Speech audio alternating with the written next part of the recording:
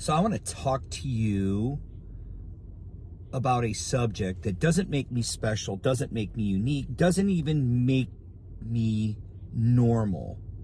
It's just boundaries. So growing up as a kid in a family-owned business, as a young, mouthy, loudmouth 20-something, at 20-something, we know everything. But all of the holidays, all of the Sundays, all of the Saturdays, all the family get-togethers were always full of business conversations. And regardless of how anyone felt, difficult conversations always ended up in those days, family get-togethers. So in my family, every Sunday was a get-together.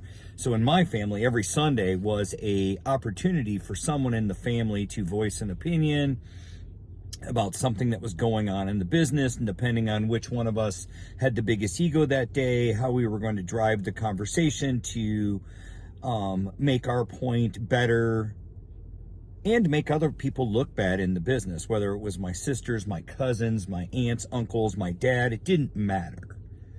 So when we talk about boundaries and how Thanksgiving and Christmas and New Year's and all of these days become board meetings, it becomes very detrimental to the business. It becomes very detrimental to the family. And so we see that in a lot of businesses today where there is no boundaries. So when there's no boundaries, there's always a wedge. There's always the statement that you can't take back. There's always a statement, remember I was the 20-something at that time. You can't take everything back. You can't apologize enough. You can't just sit there and go, well, I don't fucking care what people think, because that's not the reality.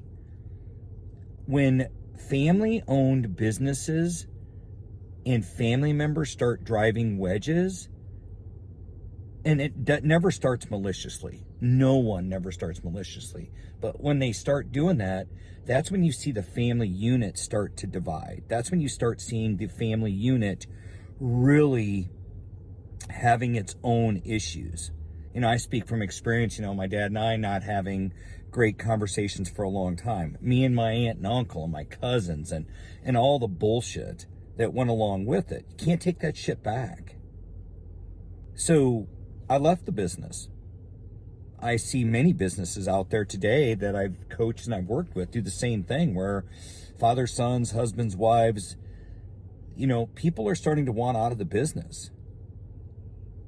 And it's scary. It's scary for owners because they take it personally. I did. I don't know if my dad did or not.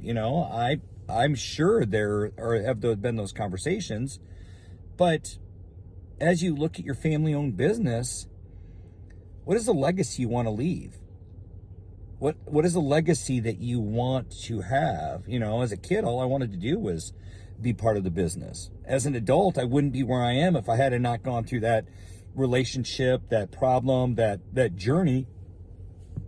It gives me great insight to be able to help others, but also leaves you with a little bit of regret.